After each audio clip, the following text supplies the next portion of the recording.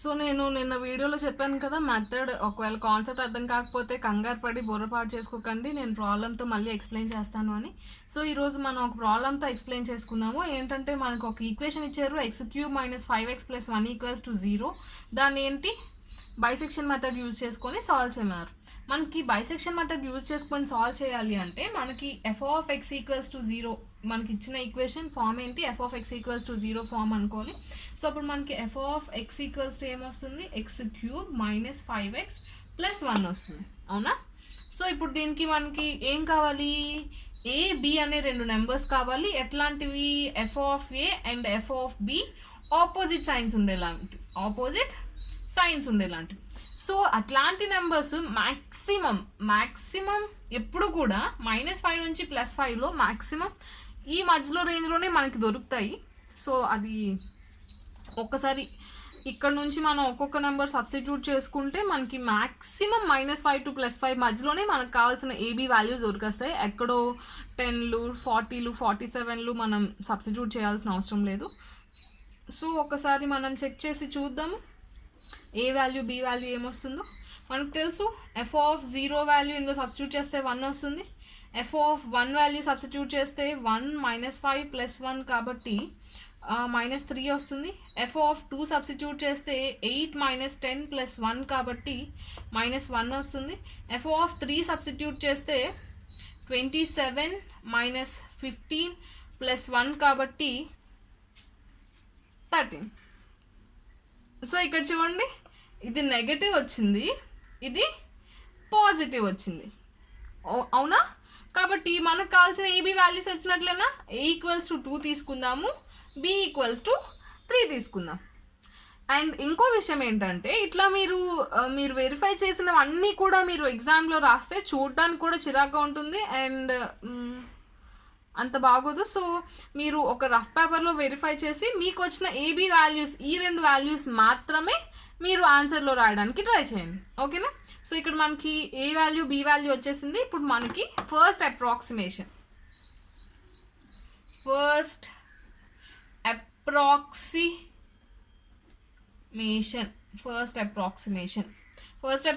ఎట్లా వస్తుందని చెప్పాము, a + b/2 అంటే 2 + 3/2 అంటే 5/2 అంటే 2.5 కదా. ఇప్పుడు మనకి నిన్నైతే గ్రాఫ్ వేసాం కాబట్టి x యాక్సిస్ పైన ఉన్నవన్నీ పాజిటివ్, x యాక్సిస్ కింద ఉన్నవన్నీ నెగిటివ్ అనుకున్నాం. ఇక్కడ మనకి అట్లా తెలియదు కదా. సో మనం f(x1) వాల్యూ అంటే f(2.5) వాల్యూ కట్టాలి. f(2.5) అంటే ఏంటి, 2.5³ - 5 × 2.5 + 1. మీరు కష్టపడి చేయాల్సిన అవసరం లేదు, మీకు ఎగ్జామ్లో ఇది అలౌ చేస్తారు. సో దీనిలో టైప్ చేసి మీరు వాల్యూస్ కట్టొచ్చు. సో ఇప్పుడు ఏంటి, 2.5³ - 5 ×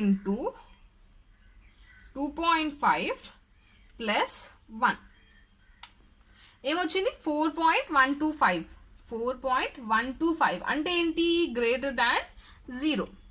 సో 2 నుంచి 3 మధ్యలో ఇంటర్వెల్లో మనకి 2.5 వచ్చింది అండ్ దాని వాల్యూ > 0. దీనికి ఆపోజిట్లో ఇవి రెండిట్లో దేని వాల్యూ ఉంది, ఇది పాజిటివ్ కాబట్టి రెండిట్లో ఏది మనకి నెగిటివ్ వచ్చింది, f(2) వాల్యూ కదా నెగిటివ్ వచ్చింది. కాబట్టి ఇప్పుడు మనకి ఏంటి, f(2) and f(2.5) have opposite science. మరి ఇవి రెండింటికి ఆపోజిట్ సైన్స్ ఉంటే మనకి ఇంటర్మీడియట్ వాల్యూ థీరం ఏం చెప్తుంది, రూట్ లైస్ ఇన్ 2, 2.5. రెండు ఆపోజిట్ సైన్స్ ఉంటే ఆ రెండిట్లో ఎక్కడో దగ్గర f(x) వాల్యూ 0 అవుతుంది. f(x) వాల్యూ 0 అయిందంటే దాని అర్థం ఏంటి, అది రూట్ అని కదా అర్థం. కాబట్టి ఈ రెండింటికి మధ్యలో మనకి రూట్ అనేది దొరుకుతుంది. ఇప్పుడు ఈ రెండింటికి మనం సెకండ్ అప్రాక్సిమేషన్ చూడండి. సెకండ్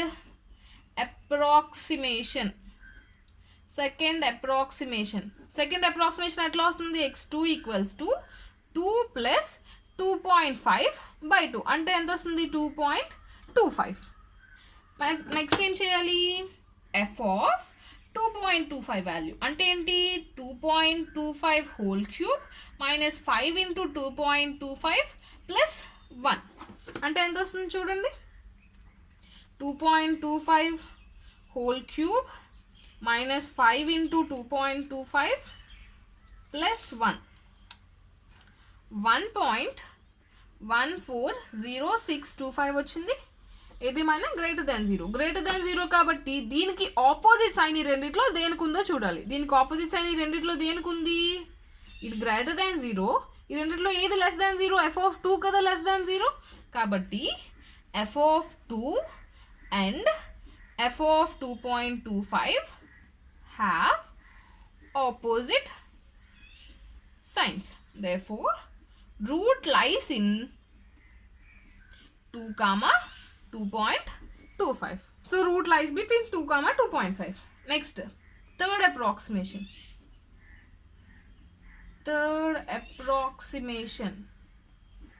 ఏమొస్తుంది? x3 equals to 2 plus 2.25 by 2 అంటే ఎంత వస్తుంది? 2.125 దగ్గర. ఇప్పుడు f(2.125) వాల్యూ చూద్దాం ఎంత వస్తుందో. పాజిటివ్ వస్తుందో నెగిటివ్ వస్తుందో? 2.125 హోల్ క్యూబ్ మైనస్ ఏనా 5 into 2.125 plus 1. చూడండి ఎంత వచ్చింది? -0.029296875 వచ్చింది, which is less than zero. ఇప్పుడు ఈ రెండిట్లో f(x) వాల్యూ దేనికి గ్రేటర్ దాన్ జీరో ఉంది? f(2) కా f(2.5) కా? f(2) అంటే ఎంత వచ్చింది మనకి? -1 అంటే నెగిటివ్. f(2.25) అంటే ఎంత వచ్చింది? 1.14 అంటే పాజిటివ్. సో ఇక్కడ f(x) వాల్యూ నెగిటివ్ ఉంది, మనకి పాజిటివ్ దేనికి ఉంది? f(25) కాబట్టి f(2.125) and f(2.5) have opposite signs. కాబట్టి రూట్ లైస్ ఇన్ 2.125, 2.25. ఇక్కడ 2.25 అని రాయలేదా? 2.25 ఈ రెండిట్లో 2.25. సో ఇప్పుడు next approximation, fourth approximation. x4 equals to ఏమొస్తుంది? ఇవి రెండింటికి మిడ్ పాయింట్ కట్టాలి. 2.125 ప్లస్ 2.25 by 2 అంటే ఎంత వస్తుంది? నాకు తెలిసి 2. చూద్దాం, ఎందుకు కష్టపడి బుర్రకి ఎక్కువ పని చెప్పకూడదు. కాదు, 1875. మ్యాక్సిమం 3 డెసిమల్ ప్లేసెస్ వరకు సరిపోతుంది అనుకోండి. సో దీన్ని రౌండ్ ఆఫ్ చేద్దాం, 2.188 చేసేద్దాం. ఓకే, ఇప్పుడు మనకి f(2.188) ఎంత వస్తుందో చూద్దాం.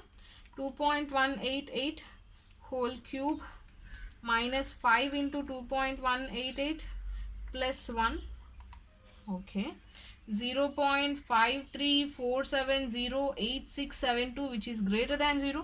ఇప్పుడు ఇది గ్రేటర్ దాన్ 0 వచ్చింది కాబట్టి ఈ రెండిట్లో దేనికి f(x) వాల్యూ లెస్ దాన్ 0 ఉందో చూడాలి. ఈ రెండిట్లో దేనికి f(x) వాల్యూ లెస్ దాన్ 0 ఉంది? ఇది నెగటివ్, ఇది పాజిటివ్ కాబట్టి దీనికి.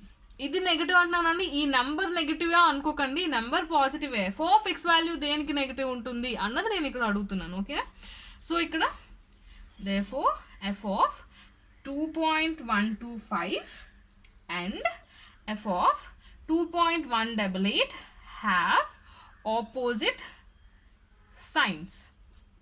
Therefore root of f(x) lies in 2.125, 2.188. ఇప్పుడు మళ్ళీ ఫిఫ్త్ అప్రాక్సిమేషన్. 2.125 ప్లస్ 2.188 by 2 ఎంత వస్తుంది చూద్దాం.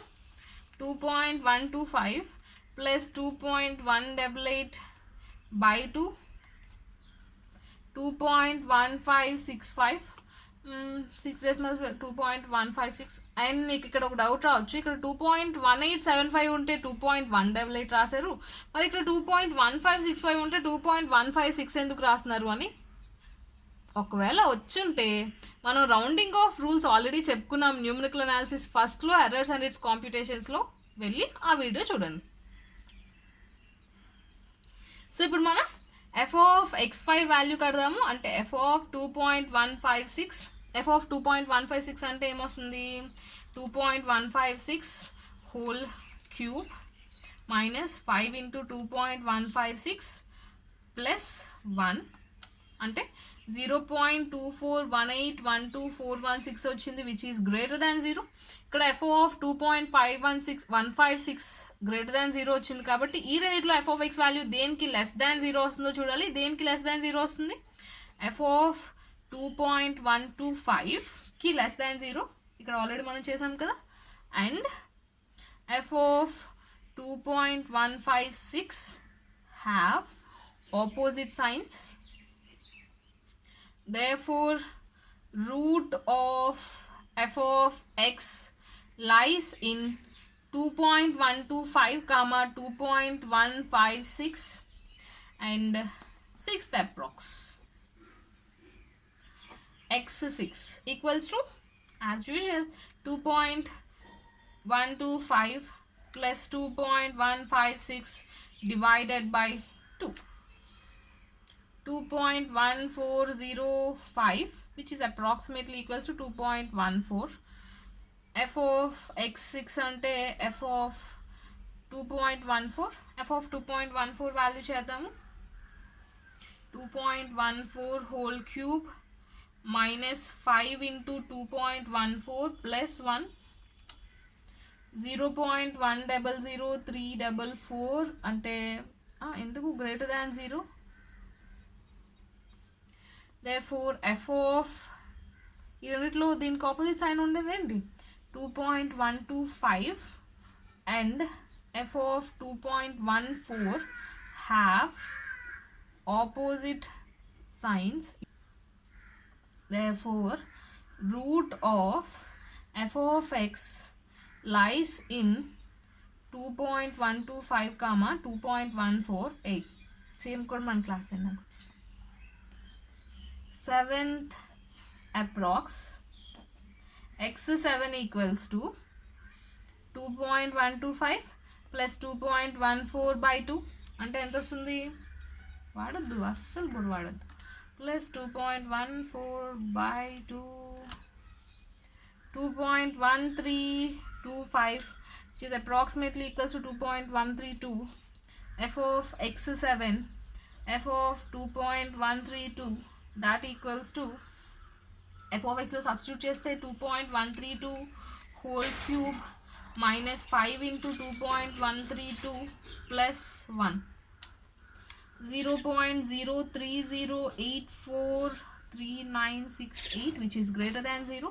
therefore again mali f of 2.125 and f of 2.132 have opposite signs. therefore root of f of x lies in 2.125 comma 2.132 and 8th approximation mali 2.125 and 2.132 की mid point कर दो. 8th approx x8 equals to 2.125 plus 2.132 by 2 value ఎంత వస్తుంది? 2.125 plus 2.132 by 2 అంటే 2.1285, which is approximately equals to 2.128. so f of x8 అంటే f of 2.128, దీని value ఏమొస్తుందో చూద్దాం. 2.128 whole cube minus 5 into 2.128 plus 1, minus 0.0035988848, which is less than 0. ఇక్కడ మనకి negative వచ్చింది కాబట్టి దీనికి ఆపోజిట్ సైన్ కావాలి కదా. సో దీనికి ఆపోజిట్ అంటే మనకి పాజిటివ్ కావాలి. పాజిటివ్ అంటే ఇక్కడ మనకి ఏముంది? f of 2.128 negative and f of 2.132 positive. కాబట్టి f of 2.128 and f of 2.132 have opposite signs. therefore root of f of x lies in 2.128 and 2.132 and next approximation 9th approx x9 equals to 2.128 plus 2.132 by 2 అంటే 2.1 28 plus 2.132 by 2, 2.13. Substitute చేద్దాం. f of x8 equals to, sorry, x9 equals to f of 2.13.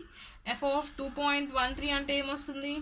2.13 whole cube minus 5 into 2.13 plus 1,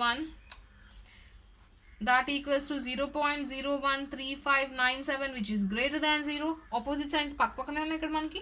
Therefore f of 2.13 and f of 2.128 have opposite signs.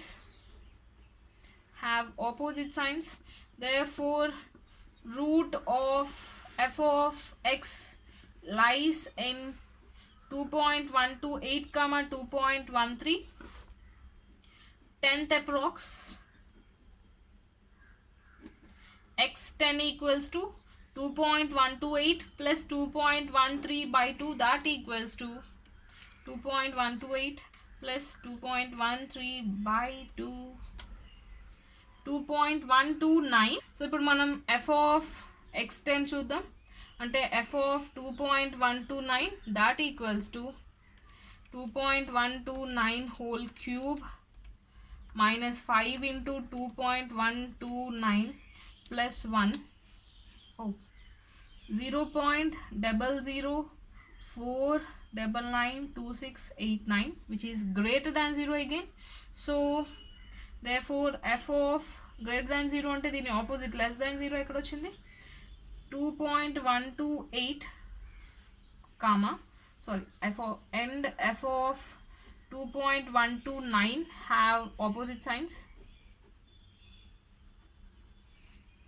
Therefore root of f of x lies in 2.128 comma 2.129. okay, అందుకే అక్కడ ఆప్సదా. Very good. And next approximation 11th approx. x11 equals to 2.128 plus 2.129 by 2 అంటే 2.1285 వస్తుంది. ఏం చూడట్లేదు ఎందుకంటే ఇవి రెండు పక్క నెంబర్స్ కాబట్టి. సో దీన్ని 3 డెసిమల్ ప్లేస్కి అప్రాక్సిమేట్ చేస్తే 2.128 వస్తుంది. సో ఇక్కడ మీరు గమనిస్తే మనకు ఆల్రెడీ ఇక్కడ ఎక్స్ వాల్యూ 2.128 వచ్చింది, అవునా? 2.128 వచ్చింది. మళ్ళీ నెక్స్ట్ అప్రాక్సిమేషన్స్లో ఇక్కడ 2.128 వచ్చింది. ఇప్పుడు మళ్ళీ మనం దీనికి ఎఫ్ ఆఫ్ ఎక్స్ చేసి మళ్ళీ మనం చేసామనుకోండి, ఏమవుతుంది? ఇక్కడ నుంచి ఇది మళ్ళీ రెపిటేటివ్ వస్తూనే ఉంటుంది, అవునా? ఇప్పుడు మళ్ళీ నేను 2.128 సబ్స్టిట్యూట్ చేశాను, ఇక్కడికి వస్తుంది. మళ్ళీ అప్పుడు 2.128 అండ్ అదే 2.128 అండ్ ఇక్కడ 2.129 హ్యావ్ ఆపోజిట్ సైన్స్ అని రాస్తాను. ఇప్పుడు 2.128 అండ్ 2.129 అంటే మళ్ళీ ఇది 2.128 2.129 2.128 2.129 ఇట్లా రిపీట్ అవుతూనే ఉంటుంది. సో ఇక్కడ మనం ఏం రాసేవచ్చు అంటే therefore approximate root of f of x is x equals to 2.128. Okay, so అర్థమైందా? అండ్ ఇట్లానే ఇంకొన్ని ప్రాబ్లమ్స్ ఉన్నాయి, ఆ ప్రాబ్లమ్స్ నేను మీకు నోట్స్ పెడతాను. ఓకే.